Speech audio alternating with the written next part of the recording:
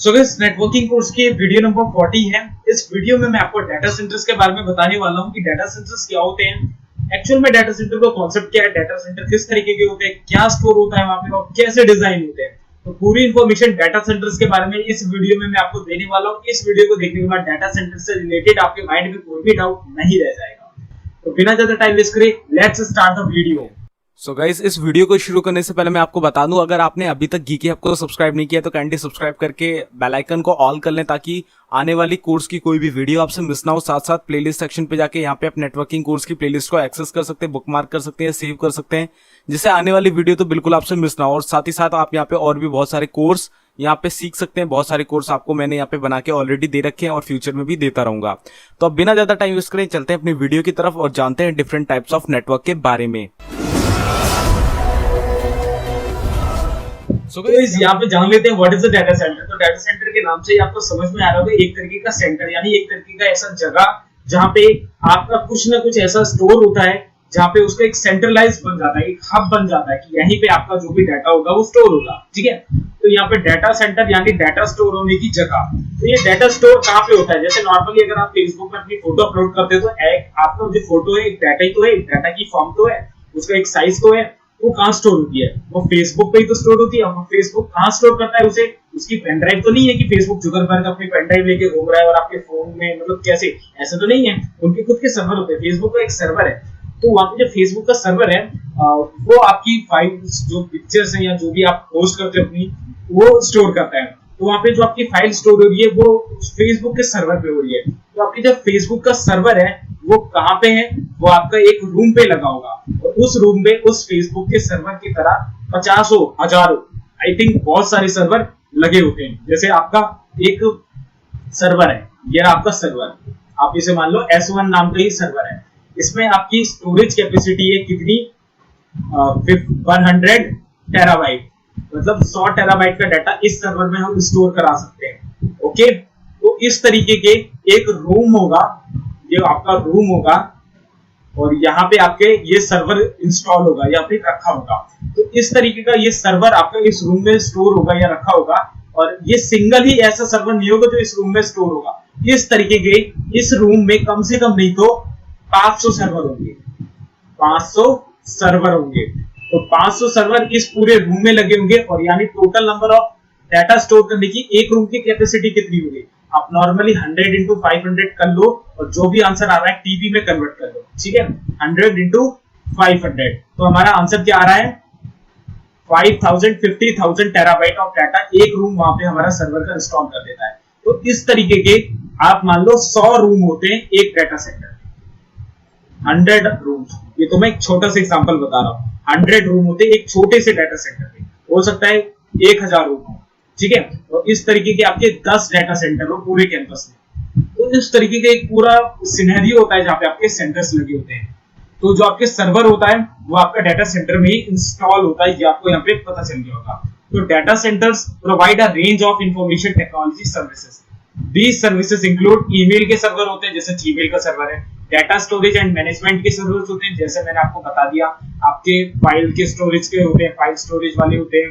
और जो भी आपका डाटा होता है, फेसबुक में भी आपकी पोस्ट होती है, वो एक तरीके का डाटा ही है जो स्टोर होता है, वो सर्वर के उनके होते हैं। वेब होस्टिंग सर्वर होते हैं, जो कि मैंने आपको बताया GoDaddy जो लीज पे देते हैं, वो आपके होस्टिंग कौन से सर्वर होते हैं? वो वेब सर्वर्स होते हैं। और जो भी रिजॉल्व करते हैं क्वेरी, वो कौन से होते हैं? वेब सर्वर ही होते हैं।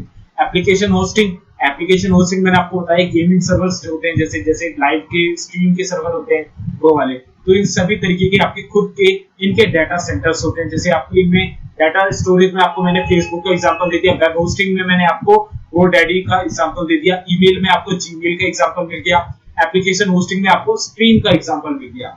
ठीक है, तो इस तरीके के आपके डिफरेंट तरीके के सर्वर होते हैं और इस तरीके के आपके डाटा सेंटर्स होते हैं। मैंने आपको बताया एक सर्वर होगा, उस सर्वर की अगर कैपेसिटी 100 टेराबाइट डाटा स्टोर करने की है और 500 यूजर को एक बार में देखने की है, तो इस तरीके के 500 सर्वर पूरे रूम में लगे होंगे। उस तरीके के हो सकता है 100 रूम हो पूरे डाटा सेंटर में और उस तरीके के 10 डाटा सेंटर हो पूरे उस कैंपस में। इस तरीके का पूरा स्ट्रक्चर होता है जहां पे आपके सर्वर इंस्टॉल होते हैं जो कि सर्विसेज प्रोवाइड करते हैं आपको। तो इस तरीके से आप देख सकते हो एक रूम होता है जहाँ पे आपके डिफरेंट तरीके के सर्वर लगे होते हैं। तो यहाँ पे आप देख सकते हो रैक सर्वर या ब्लेड सर्वर होते हैं यहाँ पे बहुत ज्यादा, और ये सारे आपके सुपर कंप्यूटर या मेन फ्रेम कंप्यूटर पे ही इंस्टॉल होते हैं या वर्क करते हैं। आप देख सकते हो पूरा का पूरा रूम है, यहाँ पे एक लाइनअप ऐसा है जैसे आपने मॉल में देखा है ना, एक लाइनअप इस साइड होता है, एक लाइनअप इस साइड होता है। इस तरीके के लाइनअप इनके पीछे भी होंगे, इनके इस तरफ भी होंगे। तो इस तरीके के बहुत सारे लाइनअप होते हैं एक पूरे रूम में, और इस तरीके का रूम होता है। एंड इनको मैनेज कौन करता है? नेटवर्क इंजीनियर, ठीक है, नेटवर्क मेंटेनेंस करने वाला या डेटाबेस इंजीनियर।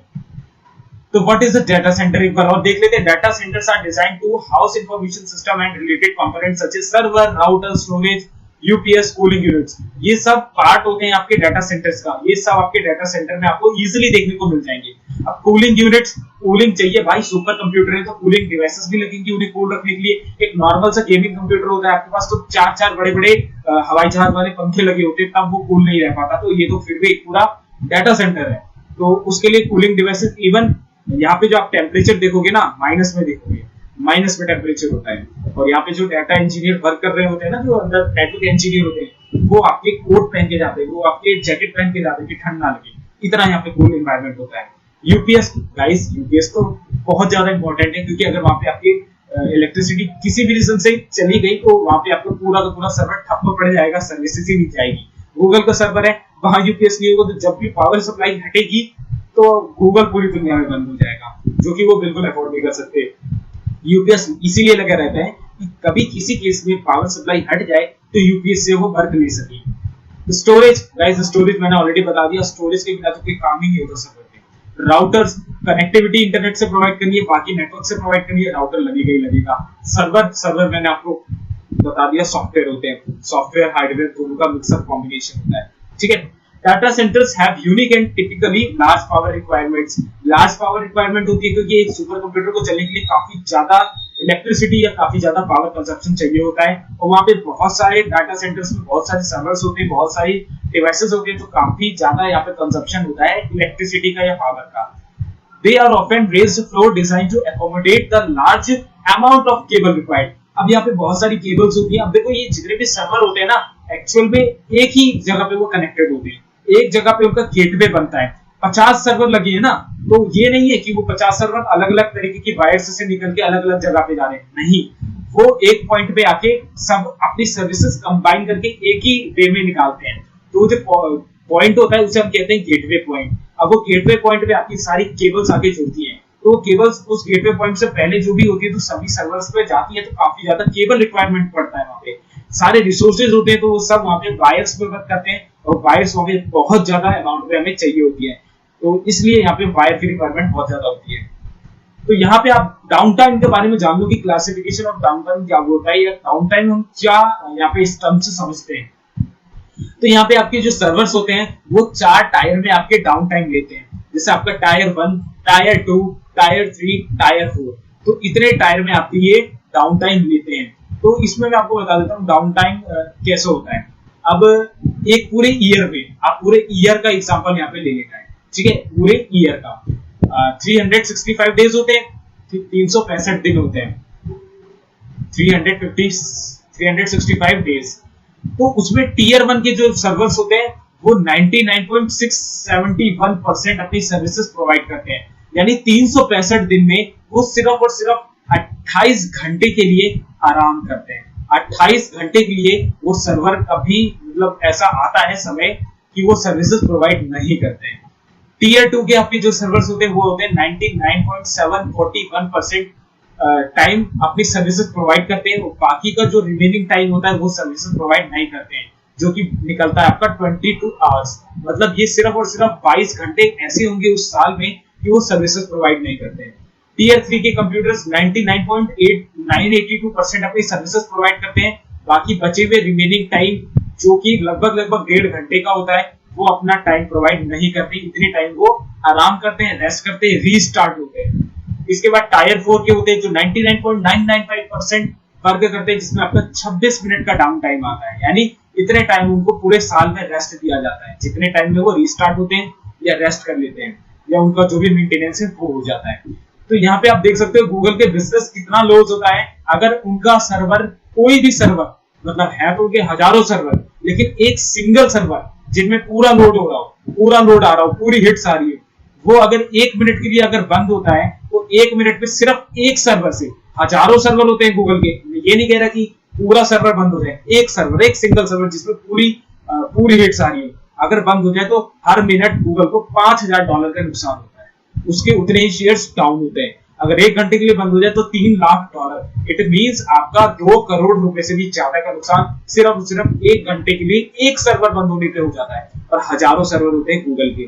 तो समझो जितना डाउन टाइम यहाँ पे लिखा हुआ है इतना इन्हें चाहिए ही चाहिए। अब टीयर 1 में आपका कौन से सर्वर्स होते हैं, टीयर 2 के आपके कौन से सर्वर्स होते हैं, टीयर 3 में कौन से होते हैं, टीयर 4 में कौन से होते हैं, आप गूगल पे सर्च कर सकते हो कि टीयर 1, टीयर 2, टीयर 3, टीयर 4 के सर्वर कौन कौन से होते हैं, और उनका डाउन टाइम मैंने यहाँ पे आपको बता दिया। इतना टाइम उन्हें रिक्वायर होता है पूरे ईयर में कि इतनी देर के लिए उन्हें बंद होना पड़ेगा या रिस्टार्ट होना पड़ेगा। ठीक है, आई होप यहाँ पे मैंने डाउन टाइम बता दिया आपको कि क्या होता है। तो यहाँ पे डाटा सेंटर वर्सेस क्लाउड, यहाँ पे डाटा सेंटर और क्लाउड में क्या डिफरेंसेस है ये भी एक बार छोटी सी एक ओवरव्यू ले लेते हैं इसका भी। तो data centre required specialised equipment and knowledge, एक नॉलेज चाहिए कॉन्फ़िगर कैसे करनी है चीजें, कैसे बैकअप लेने हैं, कैसे काम करना है, पूरा यहाँ पे नॉलेज होना चाहिए। एक नेटवर्क इंजीनियर हायर करने पड़ेगा, इक्विपमेंट लेने पड़ेंगे जैसे लाइक राउटर, मॉडेम, रिपीटर्स, ये सब चीजें लेनी पड़ेंगी, सर्वर लेने पड़ेंगे, सर्वर इंस्टॉल करने पड़ेंगे, super computer, mainframe computer, different चीजें हो जाती है। तो यहाँ पे हमें ज्यादा से ज्यादा इक्विपमेंट प्लस नॉलेज चाहिए होता है। Owner maintenance, complete control over hardware and software, तो यहाँ पे मेंटेनेंस चाहिए उनका, भाई चीज तो है तो उनमें कभी धूल भी जमेगी, कभी उनमें मेंटेनेंस भी चाहिए, कभी उनमें हमें कोई चीजें खराब हो जाती है उन्हें रिप्लेस भी करना होता है, तो यहाँ पे मेंटेनेंस भी चाहिए। तो ये सब चाहिए, सॉफ्टवेयर में भी हो सकता है, हार्डवेयर में भी हो सकता है, सॉफ्टवेयर में अपडेट हो सकते हैं या हो सकता है वहाँ पे सॉफ्टवेयर में आपके बैकअप लेनी हो, तो इस तरीके के आपके दोनों में ही होते हैं। हाईली कस्टमाइज, लेकिन यहाँ पे हमारे कस्टमाइजेशन देखने को मिल जाता है। जैसे आपके एक सर्वर है उसमें 500 टेराबाइट का स्पेस है और वहां पे वो पूरा स्पेस भर गया, तो आप क्या कर सकते हो, वहां पे एक नेटवर्क स्टोरेज मीडियम लगा दोगे, एक नया डिवाइस लगा दोगे, नेस लगा दोगे, जिससे आपके वहां पे काफी ज्यादा स्टोरेज कैपेसिटी बढ़ जाती है। तो ये कस्टमाइजेशन आप कर सकते हो। कंपोनेंट ऑफ अ क्लाउड, आपको जो डाटा सेंटर है ना वो एक कंपोनेंट है क्लाउड का, क्लाउड नहीं है लेकिन एक कंपोनेंट है क्लाउड का, बन सकता है क्लाउड का कंपोनेंट। अब ये मैं नहीं कह रहा कि क्लाउड में ही डाटा सेंटर आता है, कुछ डाटा सेंटर क्लाउड में जो सर्विस देते हैं वो कंपोनेंट होते हैं क्लाउड के। बाकी क्लाउड से कुछ सेंटर्स, डाटा सेंटर्स होते हैं जिनका कोई रिलेशन भी नहीं होता, जिनकी सर्विसेज क्लाउड तक है वो क्लाउड के कंपोनेंट होते हैं, और जिनकी नहीं है तो उनका तो रिलेशन ही नहीं है। तो अब क्लाउड कंप्यूटिंग क्या है, तो क्लाउड कंप्यूटिंग में सेल्फ सर्विस पे पर यूज। अब आपको यहाँ पे जो भी क्लाउड सर्विसेज में लेनी है तो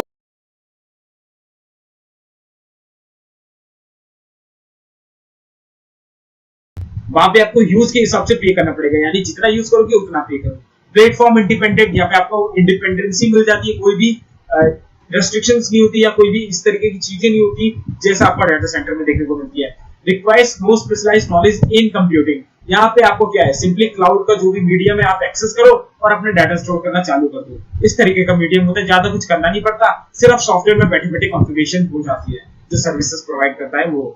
often represent outsourcing as a risk transference strategy, तो यहाँ पे रिस्क ट्रांसफरेंस स्ट्रेटेजी है, यहाँ पे आपके फिजिकल डिवाइसेस नहीं होते हैं तो यहाँ पे उतना ज्यादा यहाँ पे खतरा नहीं होता है कि आपकी ये सारी चीजें बेकार हो जाएंगी या ये सारी चीजें खराब हो जाएंगी। तो ये एक तरीके की सर्विस होती है क्लाउड, जिसके अंदर आपके डाटा सेंटर्स इनके खुद के भी होते हैं जहाँ पे इनका डाटा स्टोर होता है। तो क्लाउड एक ऐसी टेक्नोलॉजी है जिसके थ्रू आपको वो सर्विसेज प्रोवाइड हो जाती हैं विदाउट ऐसे मीडियम के जो कि एग्जिस्ट ही नहीं करता।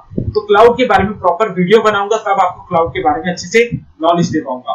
Composed of many data centres, तो डाटा सेंटर्स के अंडर आते हैं, ये कंपोज करता है उन्हें। तो गाइस क्लाउड के बारे में एक वीडियो मैं बनाऊंगा इस वीडियो को करने के बाद, तो क्लाउड वाली वीडियो एक बार देख लेना, तो एक क्लाउड से क्या होता है क्लाउड ये आपको समझ में आ जाएगा।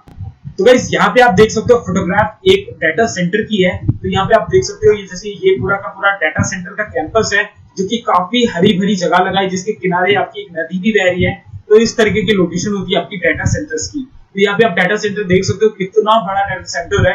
ये नॉर्मल आई थिंक फेसबुक का डाटा सेंटर है जो कि आपका वर्जीनिया में है, वर्जीनिया में। और जो फेसबुक का डाटा सेंटर है मैं आपको बता दूं सिर्फ और सिर्फ वर्जीनिया में नहीं है, आपका ऑकलैंड में भी है, बहुत जगह पे है फेसबुक का जो डाटा सेंटर है।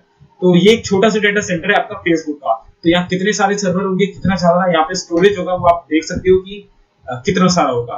तो इस तरीके से आपके डाटा सेंटर्स होते हैं, और ये आपके ऐसी प्लेस पे बनाए जाते हैं जहाँ पे ठंडक रहे, जहाँ पे आपका कूलिंग एनवायरनमेंट रहे, जहाँ वैसे ही ऑलरेडी इतनी ज्यादा हीट निकलती है, तो हीट को एब्जॉर्ब करने की सारी कैपेबिलिटी वहां पे हो, और कूलिंग कैपेसिटी काफी अच्छी हो उस जगह की। एयर कंडीशनर पूरा लगा होता है, तो सब कुछ अच्छी फंक्शनलिटीज के साथ ये डाटा सेंटर्स होते हैं।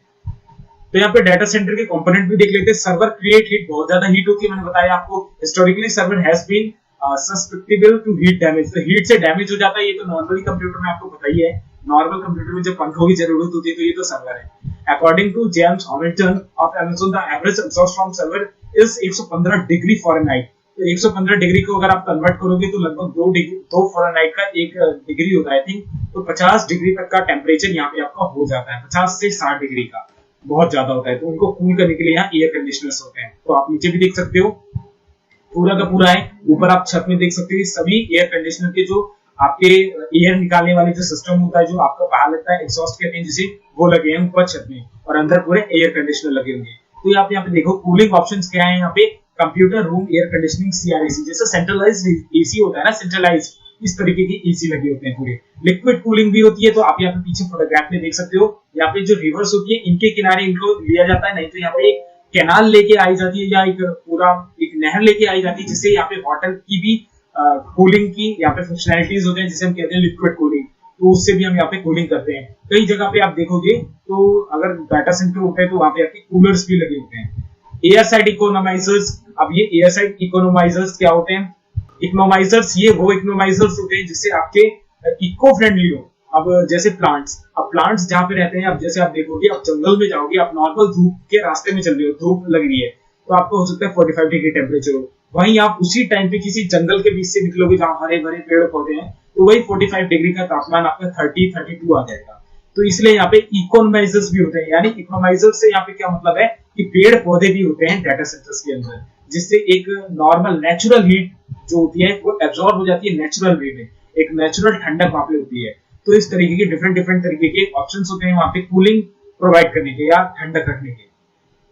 तो यहाँ पे यूपीएस होता है, यूपीएस से पावर सप्लाई होती है। तो आपके जो नॉर्मल कंप्यूटर का यूपीएस होता है या घर में जो इन्वर्टर होता है वो उस तरीके का यूपीएस नहीं होता है। यहाँ पे कंडीशनर्स पावर्स होती है और इस तरीके के फंक्शनैलिटीज होती है जिससे ये shut down, fail over, initiate backup या पावर फॉर लॉन्गर आउटेजेस, इन सबको अवॉइड कर पाए और शट डाउन, फेल ओवर, इन सब से बचा पाए। तो यहाँ पे आप देख सकते हो कितने बड़े बड़े यहाँ पे यूपीएस लगे हुए हैं। ये यूपीएस आपके ट्रक के बराबर भी हो सकते हैं, ठीक है, बहुत बड़े बड़े यूपीएस होते हैं, जनरेटर से भी बड़े बड़े।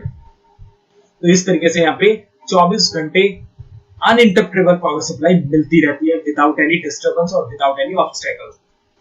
So guys, I hope you get the point of the video. इस वीडियो में दी गई आपको इन्फॉर्मेशन डाटा सेंटर से रिलेटेड पसंद आई होगी, थोड़ी सी भी नॉलेज मिली हो डाटा सेंटर से रिलेटेड, तो इस वीडियो को लाइक कर देना। कोई भी क्वेरी, सुझाव, क्वेश्चन नीचे कमेंट करना मत भूलना। इस वीडियो को ज्यादा से ज्यादा शेयर करना ताकि ज्यादा से ज्यादा लोग इस कोर्स तक आ पाए। और इस कोर्स की प्लेलिस्ट नीचे डिस्क्रिप्शन पे, कोर्स अभी तक एक्सेस नहीं किया है, नीचे प्लेलिस्ट है, जाओ एक्सेस करो और पूरी वीडियोस देखो ताकि नेटवर्किंग कोर्स में एक्सपर्ट बन जाओ।